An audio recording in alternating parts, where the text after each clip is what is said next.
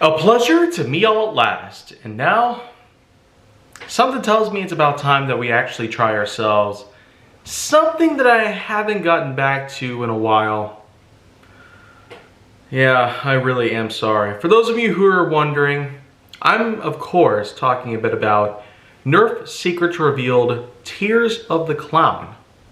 Yes, that's right. This is a series that I left off with last fall. And to tell you the truth, I haven't quite gotten back to it yet because I gotten so busy with all these other projects and whatnot. So it probably is about time that I actually do make a comeback to this. Moreover, because I've had to do a lot of research on certain things. There were, of course, many lineups to cover, and I'm sure some of you probably will be wanting me to take a good look at some newer series.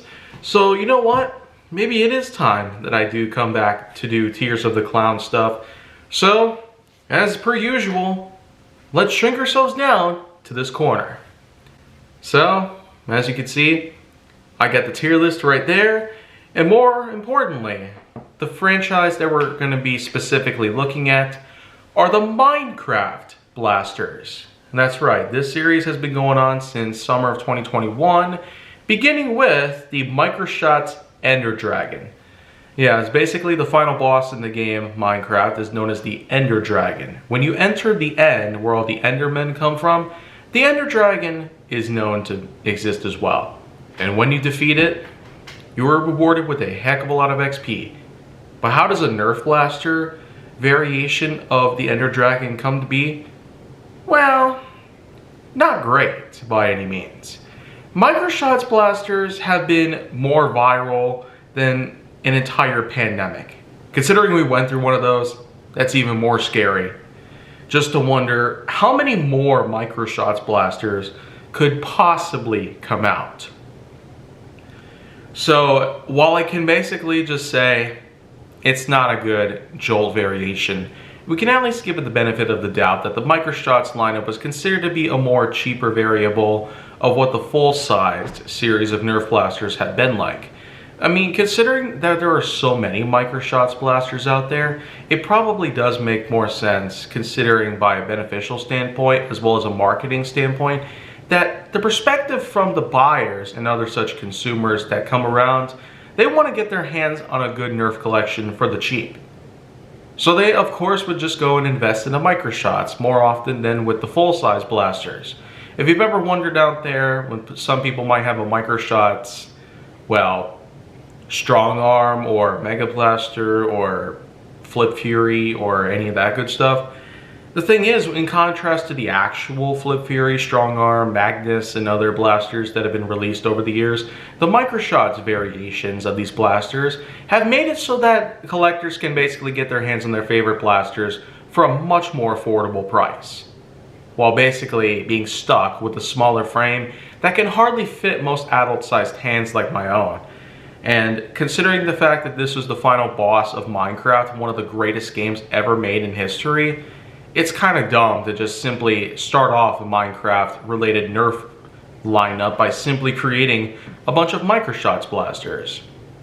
The Ender Dragon was the first of its kind, and so, being one of the first Minecraft blasters ever made, I'm just gonna say it's worth being at a C level. And so, now we'll get to move on to the Microshot's Guardian.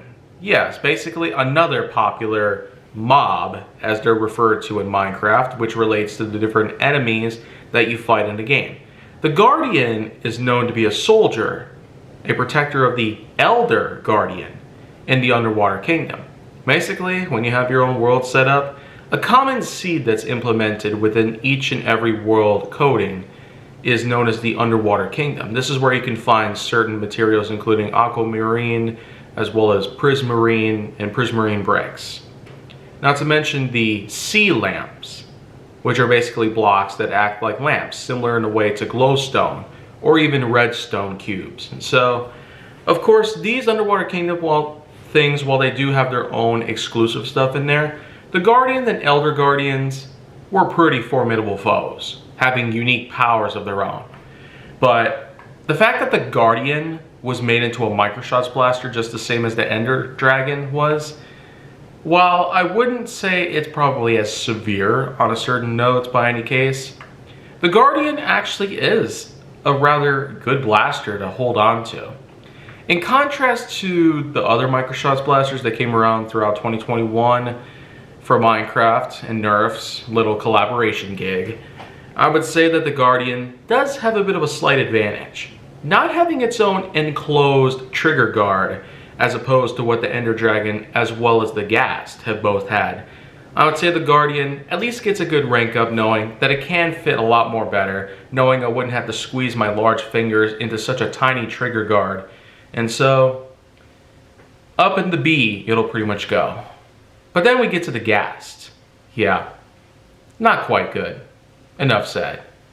For a mob that comes from the Nether, as opposed to the Underwater Kingdom or the End, where two other formidable foes are known to be faced by many players worldwide, the Ghast being one of the more common enemies of the Nether realm, shooting fireballs and a giant, specter that flies around.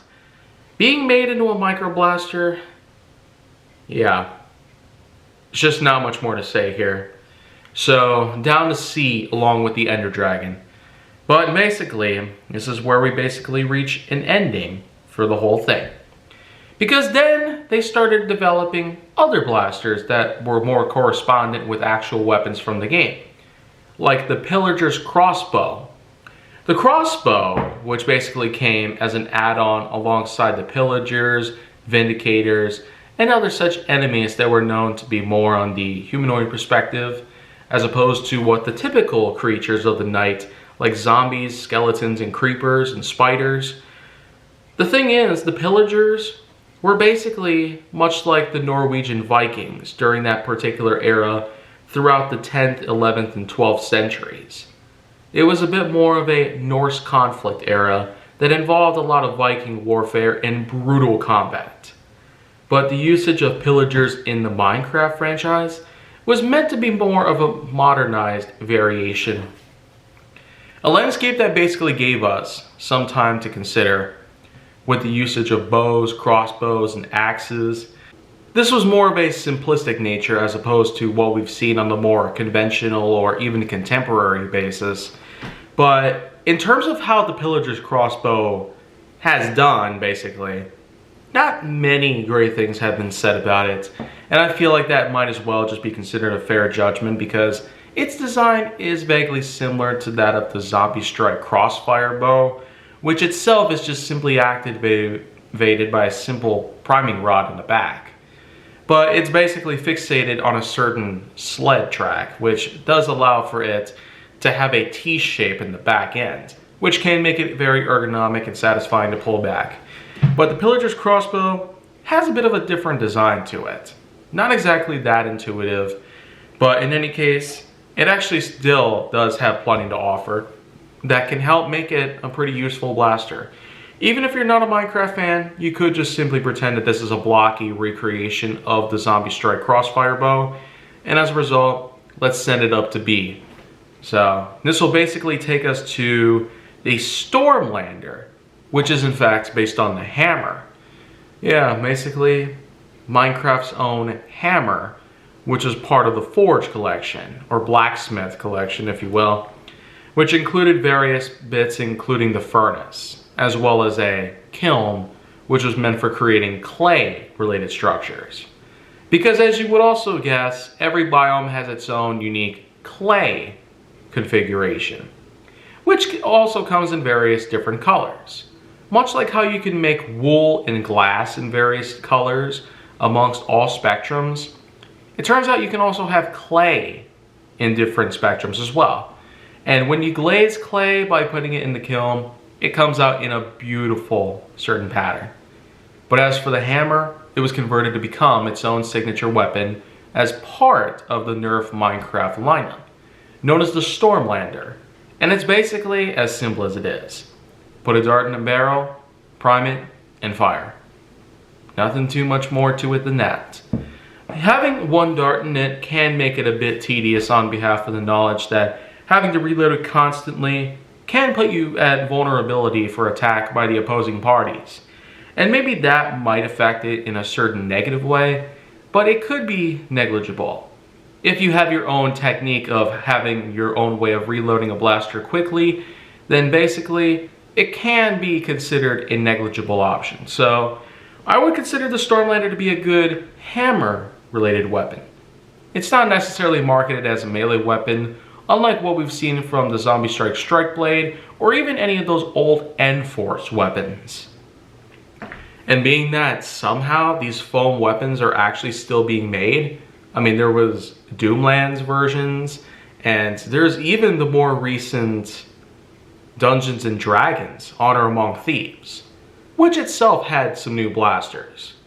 And then of course, there is even more foam weapons being made alongside them, which some have still yet to come out. So maybe I won't get to talk much about the Dungeons and Dragons franchise. Maybe not as much, unless they come out with even more material than necessary.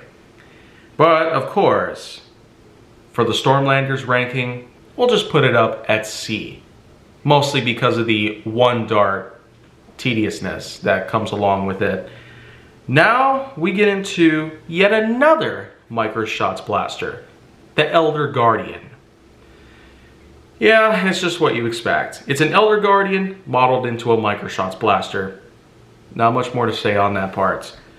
But the thing is, unlike the regular Guardian, the Elder Guardian is horrifically inaccurate to our ergonomics. I mean, it has some weird triangular formations on it, which practically makes it counterintuitive in terms of trying to hold on to it.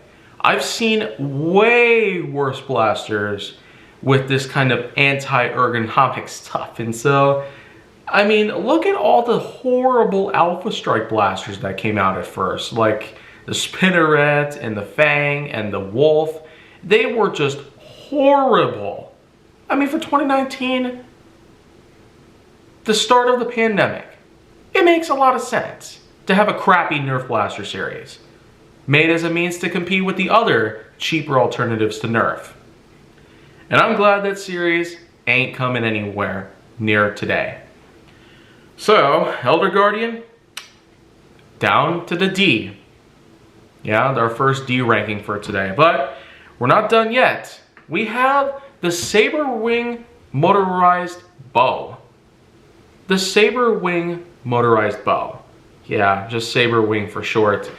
But what it is, it's just a compound bow as opposed to the crossbow that we had earlier. The Pillager's crossbow itself kind of felt like a crossfire, but with a different type of design to it, being more on the blocky spectrum as opposed to it having more of a zombie apocalypse readiness set up to it. But as for the Saber Wing, well, it's just what you'd expect. A pair of wings crafted together to make a compound bow, operated by pulling onto a string and then firing it. And I feel like that with this being more of a motorized bow, I don't know exactly what is supposed to make it so more advanced and versatile than a regular compound bow. But yet at the same time, I mean, there's just all these different options and new intuitions and innovations put into place. And I feel that for the future, that's what we just gotta expect. Some people might try crazier designs than even this. So for the Saber Wing motorized bow, we'll just simply leave it at C. I find it to be average in terms of what it is. But here we go. This is basically where we get into the more recent spectrums of the Minecraft line. Perhaps some of the worst examples of Minecraft Nerf blasters ever so far. Let's start off with the Cave Spider. Yeah, another Microshots blaster. But wouldn't you believe that it's even worse than the likes of the Elder Guardian? Like, what did they think they were doing? And, just no. Put it at F. Absolute fail for what it is. It is really bad. But okay. The Snow Golem. A square, cute pumpkin head on a Nerf blaster. It is not intuitive. It's not comfortable. It's not gonna work. Ah! No! Absolutely not. No, down to F2. So, oh, jeez. It's as if they couldn't make the series any worse than it already was. Oh, gosh. I don't know what else I can do. Time for the Microshots chicken.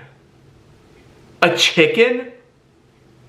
A chicken for the Microshots line? And more importantly, for Nerf as a whole? What would...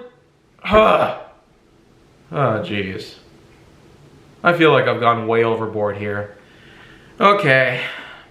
Chicken, chicken, chicken. Not as bad, not as bad, not as bad. Putting that D. So, okay. That takes care of the Microshots lineage. So horrific. So bad.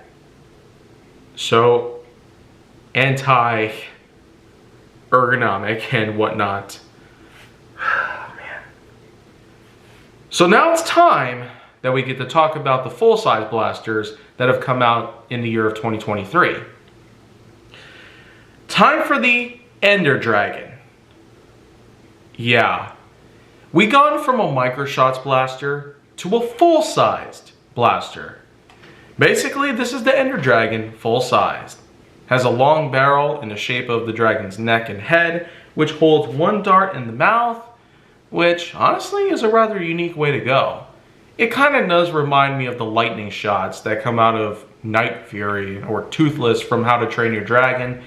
I mean, one could probably get a similar vibe out of this than they would from those movies in that franchise.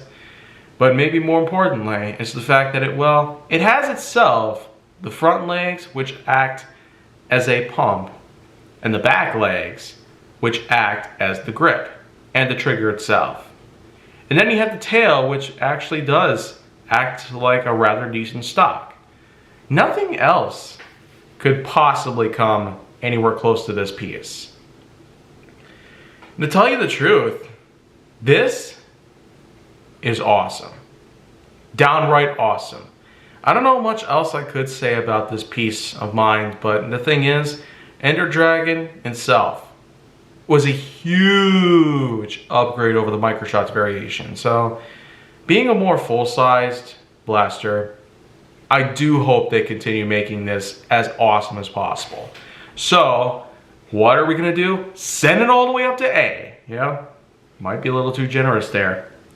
But this is basically where we come to the last blaster of the Minecraft series that we have so far. The Heart Stealer. Yes, this is where we finally get to have a Minecraft sword, officially endorsed by Hasbro. And, in fact, created with the same type of hard foam that has been used since the beginning. For a sword, I'd say it does pretty well on its own, but the main function it offers is a small priming rod on the bottom and a dart storage. Only one dart can be held in at a time, whereas the blaster new in the box would come with 4 darts, specifically color-coded with the dark gray and red to match the color scheme that's on the handle of the sword itself, while the sword's blade entirely is light gray.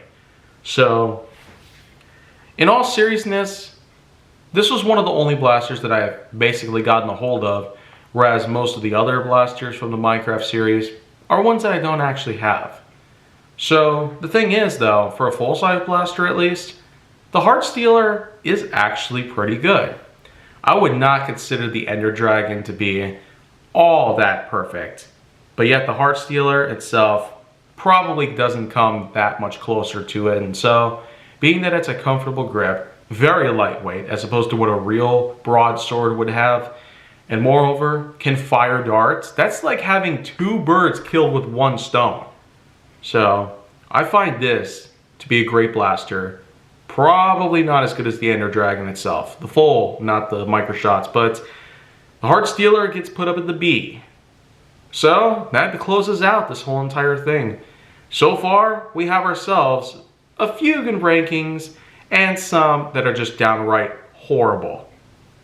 Terrible blasters aside, I feel like that Nerf has eventually revolved around a point where we can basically have ourselves the full-size Nerf blasters to glamour around with.